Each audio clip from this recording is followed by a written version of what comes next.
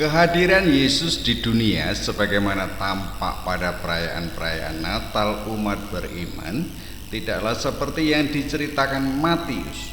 Sukacita yang menggema mengundang reaksi yang aku rasakan akan menghambat dan menghancurkan rencana keselamatan Allah. Secara sederhana aku pikirkan bahwa ada ancaman di balik sukacita yang menggema. Aku rasakan Herodes merasa terancam sungguh kedudukannya mendengar berita tentang kelahiran seorang raja. Sebagaimana dalam nubuat nabi-nabi, raja yang baru lahir itu akan memimpin bangsa Israel. Kehebohan kelahiran sang raja itu terdengar oleh 3 orang Majus. Mereka mencari keberadaan sang raja yang baru lahir. Maksud kedatangan ketiga orang Majus itu menyadarkan Herodes akan kedudukannya sebagai raja. Sebagaimana nubuat nabi-nabi, tentunya dirinya atau keturunannya tidak akan menjadi raja atas bangsa Israel jika benar yang dinyatakan ketiga orang Majus itu. Aku pikir karena ancaman atas kedudukannya itu, Herodes memanfaatkan ketiga orang Majus itu untuk menyingkirkan raja yang baru lahir itu. Di hadapan para Majus, Herodes berdiplomasi dengan mengatakan bahwa dirinya pun hendak menyembah raja yang baru lahir itu. Namun di balik kata-kata manisnya, Herodes menghendaki ketiga Majus itu mencari dan menemukan tempat raja yang baru lahir dan segera memberitahukannya kepada Herodes. Peristiwa di seputaran kelahiran Yesus itu menyadarkan diriku bahwa karya keselamatan Allah tidak serta-merta disambut dengan sukacita oleh seluruh umat manusia. Seharusnya memang umat manusia bersukacita, seharusnya sih. Tapi apakah karya keselamatan Allah itu tidak mengancam kehidupan orang atau sekelompok orang yang menikmati kehidupan di dunia ini? Ketika orang Majus dan Herodes menunjukkan kepadaku 2 reaksi yang bertentangan terhadap karya keselamatan Allah. Ketiga orang Majus yang sering terdengar di telingaku sebagai 3 sarjana atau 3 raja justru menantikan kelahiran sang raja itu. Artinya bagiku mereka justru merindukan karya keselamatan Allah secara nyata di dunia ini. Mereka yang aku sebut sebagai para pemimpin dunia malah menyambut gembira kehadiran sang raja di dunia ini. Berbeda dengan Herodes, ia justru merasa terancam kedudukannya. Nubuat atau ramalan para nabi menyatakan bahwa sang raja yang lahir di Bethlehem itu akan memimpin bangsa Israel. Sementara itu, Herodeslah yang meraja. Jikalau benar telah lahir raja yang akan memimpin bangsa Israel, pastilah itu merupakan ancaman terhadap kedudukannya sebagai raja Israel. Ketika orang Majus dan Herodes aku pikir memiliki kedudukan yang sama. Ketika orang Majus justru menyembah raja yang baru lahir. Bukankah itu berarti ketundukan ketiga orang Majus di hadapan raja yang baru lahir? Yang baru lahir itu berkuasa atas ketiga orang Majus itu. Kalau ketiga orang Majus itu benar adalah 3 orang raja, bukankah dengan menyembah raja yang baru lahir berarti mereka menyerahkan kekuasaan mereka kepada raja yang baru lahir itu? Sebaliknya, Herodes malah mau menyingkirkannya.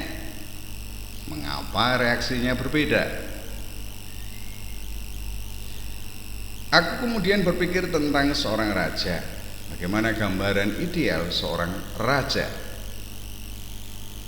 Sejauh kupahami, seorang raja menentukan hidup mati rakyatnya. Kemakmuran ataupun kehancuran suatu kelompok tergantung sepenuhnya pada seorang raja. Demikian pula sebenarnya yang kupikirkan, kesejahteraan ataupun kelanggengan kekuasaan seorang raja tergantung pada rakyatnya. Jika rakyat mengalami penindasan ataupun kemiskinan, tentulah kedudukan seorang raja terancam. Oleh karena itu, kebijakan seorang raja haruslah mempertimbangkan kepentingan seluruh rakyatnya. Dalam pikiranku terbersit bahwa ketiga Majus itu adalah tiga raja yang memiliki perasaan dan pikiran yang sama dengan rakyat mereka masing-masing. Setauku, raja berkuasa karena titah atau pilihan ilahi. Seseorang menerima kuasa dari yang ilahi sehingga ia menjadi seorang raja. Dengan demikian, kekuasaan seorang raja tunduk pada kekuasaan ilahi. Ketundukan inilah yang ditampakkan oleh ketiga orang Majus itu. Berbeda dengan ketiga Majus itu, Herodes memandang kekuasaannya mutlak ada pada dirinya. Herodes senantiasa mempertahankan kedudukannya meskipun ada di dalam bayang-bayang kekuasaan kekaisaran Romawi. Meskipun Herodes tampaknya tunduk pada para pemuka agama Yahudi pada waktu itu, namun ia tidak mau kekuasaannya sebagai raja terancam.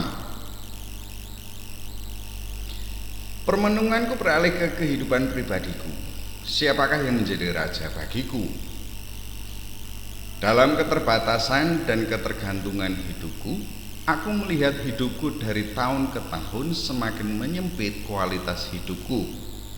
Bahwa aku tetap berusaha dan memikirkan hidupku sendiri itu sudah kepastian bagi diriku. Aku sadar bahwa diriku tergantung sungguh pada belas kasihan orang lain.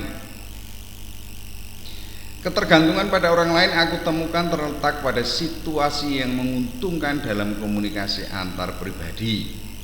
Kurenungkan bahwa komunikasi itu ditentukan oleh tatanan yang ditetapkan oleh orang yang berkuasa pada suatu tempat atau lingkungan di mana aku menjalani hidup harian. Tatanan ini menyangkut banyak hal hingga aku sampai pada satu titik di mana kemutlakan itu ada. Kemutlakan itu tampak pada kecenderungan aku adalah kalian. Orang yang berkuasa cenderung untuk mengidentifikasi diri dengan semua orang yang dikuasai. Dia adalah aturan, sehingga aturan bisa berubah setiap saat menyesuaikan dengan dirinya. Namun kusadari sungguh bahwa kecenderungan itu tidak terlalu kuat sehingga aku masih memiliki kesempatan untuk menentukan sesuai dengan yang kukehendaki dalam kenyataan konkret sehari-hari. Itu karena ada tatanan masyarakat yang melebihi tatanan hidup harianku. Singkat cerita, bagaimana tatanan itu menghadirkan Allah dalam hidup konkret. Kehadiran Allah ada di dalam perjalanan hidup umat manusia. Ia berada di depan, yang senantiasa menarik perhatian orang untuk terus mengevaluasi diri dan menemukan kebaruan dan pembaruan hidup bersama. Ia ada juga di tengah proses sekarang ini, namun ia sekaligus juga ada di belakang sebagai pendorong bagi perkembangan hidup umat manusia. Dari situ aku merenungkan bahwa kehadiran Allah di hadapan umat manusia sungguh nyata sebagai penuntun kesadaran bersama seluruh umat manusia terhadap kehidupan umat manusia sendiri. Ancaman perubahan iklim global telah nyata. Ini membutuhkan kesadaran dan usaha bersama seluruh umat manusia untuk memperhatikan sungguh lingkungan hidup umat manusia. Jika masalah perubahan iklim global tidak teratasi, umat manusia mengalami kesulitan bahkan ancaman keberlangsungan hidupnya. Penampakan Allah pada permenungan ini menunjuk pada tindakan ilahi yang membuka kesadaran bersama seluruh umat manusia. Meski ada yang skeptis dan cenderung menolak arus kesadaran bersama, namun tidak sedikit yang justru terus berusaha mengembangkan kesadaran bersama ini. Persis seperti tiga orang Majus dan Herodes. Tiga orang Majus tunduk pada tuntunan bintang yang membawa kepada kesadaran ilahi dalam kebersamaan seluruh umat manusia.